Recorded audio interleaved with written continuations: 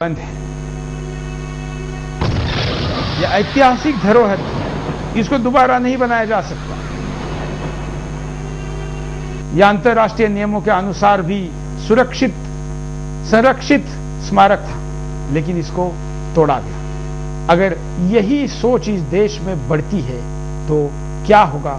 मेरे मुस्लिम भाई भी क्या इस विषय से सहमत है कि इस देश में खड़ी बुद्ध की मूर्तियां, क्या इस देश में खड़ी अन्य धर्मियों की मूर्तियां ऐसी ही तोड़ी जाएगी? इससे आप सहमत हैं? जरूर बोलिए, क्योंकि आप ना बोलेंगे तो आप जाकिर का चुप रहकर समर्थन करेंगे। आर्या जी, क्यों इस मूर्ति को तोड़ा गया?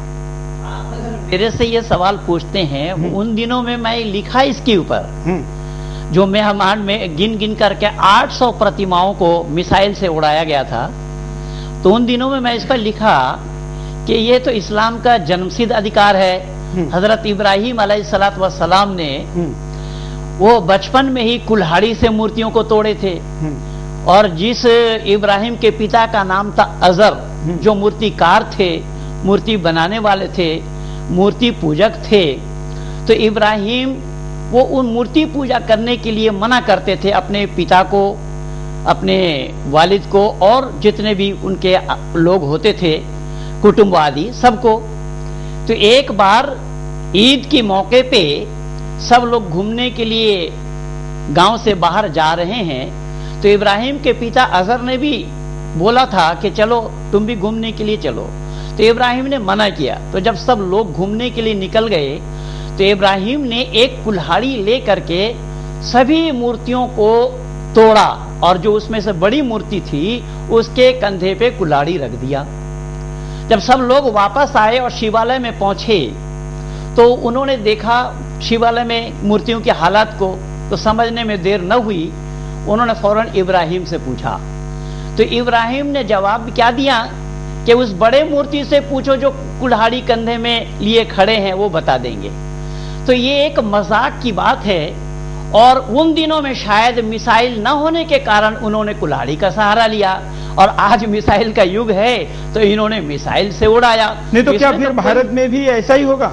भारत में ऐसा हो तो इसके लिए जिम्मेदार तो भारत सरकार है, इसके लिए जिम्मेदार भारत के बहुसंख्यक लोग हैं। कि अगर ये करना है तो कहीं हुआ है, कहीं जाकर के करे, वो बात अलग है, लेकिन भारत में अगर हो ये सब काम तो ये वैदिक संस्कृति पर कुठार लगाता है, जो मैं शुरू से अब तक बोलता आया। आर्या जी, फेसबुक पर सुश्रिता पाटिल पुणे से कहती है कि यह तो भारत में हो भी चुका है, औरंगजेब में तो कई मूर्तियों को ऐसे तोड़ा है। तो ये तो मैं पहले ही बोल चुका हूं कि इस्लाम का जन्मसिद्ध अधिकार है, ये इस्लाम के आगाज से ये काम होता आया है। जो खाना काबा के मस्जिद से 360 मूर्तियों को तोड़ करके उस खाना काबा को तैयार किया गया, इब्राहिम काल से लेकर के हजरत मोहम्मद काल तक, और उसके बाद अब तक जो भारत में हुआ है वो भी जीते जागता प्रमाण हमारा। कई कॉलर हमारे साथ वेटिंग में है, हम उनको कहेंगे कि कम शब्दों में अपनी बात को रखें।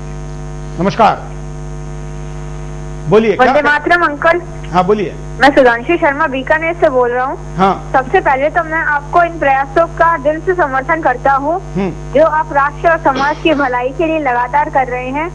इसी कारण से आप मीडिया में मेरे हीरो हैं, और सुदर्शन मेरा प्रिय चैनल है। आपकी भाषा में व्यक्तित्व की सादगी भी कहीं और देखने को नहीं मिलती। कल जाकिर नायक हर मुसलमान को ओसामा बनाना चाहता है, ये तालिबानी सोच ही है। विडंबना देखिए, ये जहरीला काम वो जिस चैनल के द्वारा करता है उसे पीस टीवी कहता है। जय हिंद। वाह।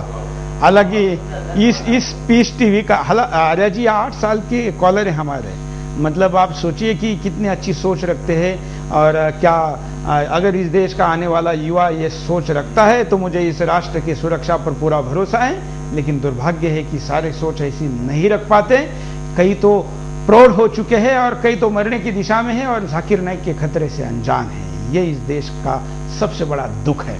कुछ और कॉलर। नमस्कार। हेलो, नमस्कार। हाँ नमस्कार सर, मैं ये कहना चाहता हूँ कि हमारे बीजेपी और विश्व हिंदू परिषद जैसे संगठन है जो इस चीज के लिए आगे बढ़कर नहीं आ रहे, तो उसके लिए क्या करना चाहिए विश्व हिंदू परिषद को और बीजेपी को आगे बढ़कर इसका? बिल्कुल, इसका जवाब विनोद बंसल जी हमारे साथ बैठे हुए, हम कहेंगे विनोद जी इसका जवाब दीजिए। देश आपको पूछ रहा है कहाँ है विश्व हिंदू परिषद?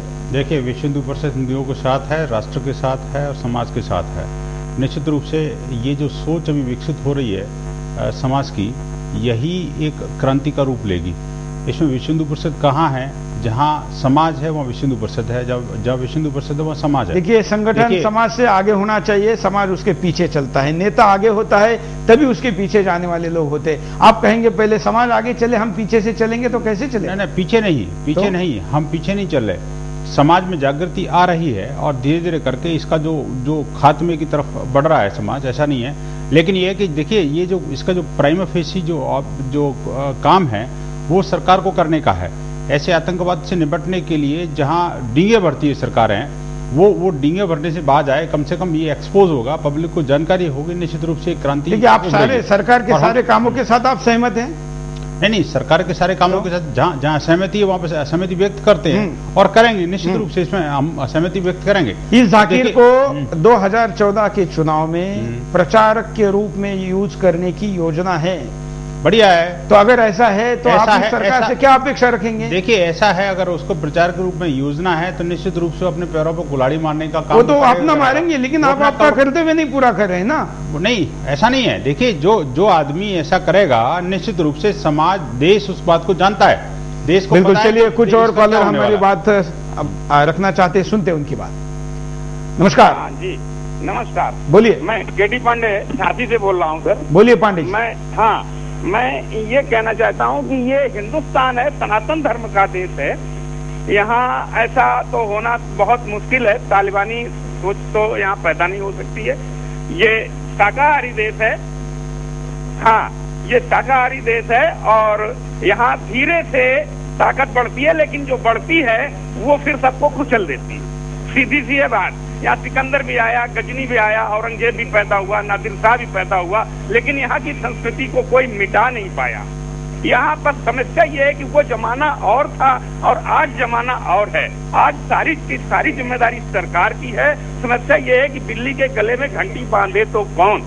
कोई सामाजिक संगठन सामने आ करके और जाकिर नाइक के सामने गले में घंटी नहीं बांध सकता है, क्योंकि दंगा हो जाएगा, फसाद हो जाएगा। और यही सरकार भी चाहती है, यही विदेशी आका भी चाहते हैं, जहाँ से इसको फंडिंग हो रही है। सीधी सी बात। मैं और कुछ बोलूं आगे?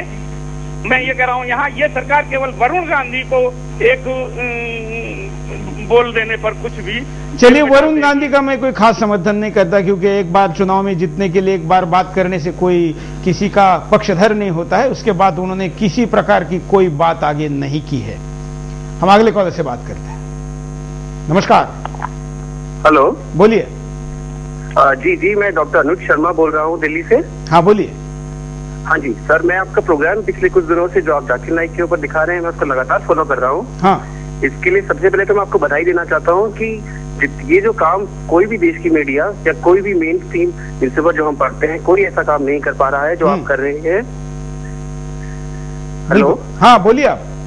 हाँ, तो इसलिए सर मैं आपको कहना चाहता हूँ कि ये जो आप काम कर रहे हैं, इसके थ्रू मैं देखता हूँ कि बहुत सारे लोगों की चेतना जागृत हो रही है। और मैं अपने कितने दोस्तों को, अपने हॉस्पिटल में आने वाले अपने साथ के पुलिस डॉक्टर्स को देख रहा हूँ कि धीरे धीरे लोग इस बात को समझ रहे हैं। मैंने पहले भी कई बार पीस टीवी पे देखा है कि कई बार सुना है खुद से कि आदमी किस तरह की बातें करता है, तो लगा कि इसके अगेंस्ट कुछ कहता तो नहीं है। लेकिन अब आपका प्रोग्राम देखने के बाद लगता है कि सच में बहुत बड़ी प्रॉब्लम है, जिस पे लगातार काम किया जा रहा है। और मैं आपको बधाई देता हूँ फिर से, और मैं भी कोशिश करूंगा कि जितने भी लोगों तक ये बात पहुंचा पाऊं जो इस प्रोग्राम को नहीं देख पा रहे हैं, मैं कोशिश अपनी तरफ से पूरी करूंगा। बिल्कुल, धन्यवाद डॉक्टर साहब। आप जैसे क्रियाशील होने की आवश्यकता है। केवल बातों को सुनकर, एक कान से सुनकर दूसरे कान को छोड़ देना कोई पुरुषार्थ नहीं है। अगले कॉलर। नमस्कार जी।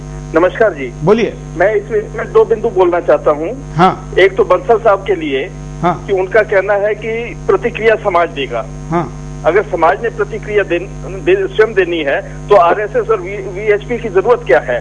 फिर उनका कहना है कि समाज आगे चलेगा, हम पीछे चलेंगे। लेकिन मेरा अनुभव है कि जब भी कभी हिंदू समाज पर मुसीबत आई है तो ये पीछे रहने की वजह से हमेशा खसक जाते हैं। प्रज्ञा देवी के ऊपर मुसीबत आई, ये पीछे से खसक गए। दारा सिंह के ऊपर मुसीबत आई, ये पीछे से खसक गए। तो ऐसे में इनकी जरूरत क्या रह गई? हिंदुओं ने अपना सिरमौर इसी संगठन को बना रखा था। बंसल साहब हमेशा जब भी आते हैं वो दाएं बाएं इधर उधर की सरकार ये करेगी, ये समाज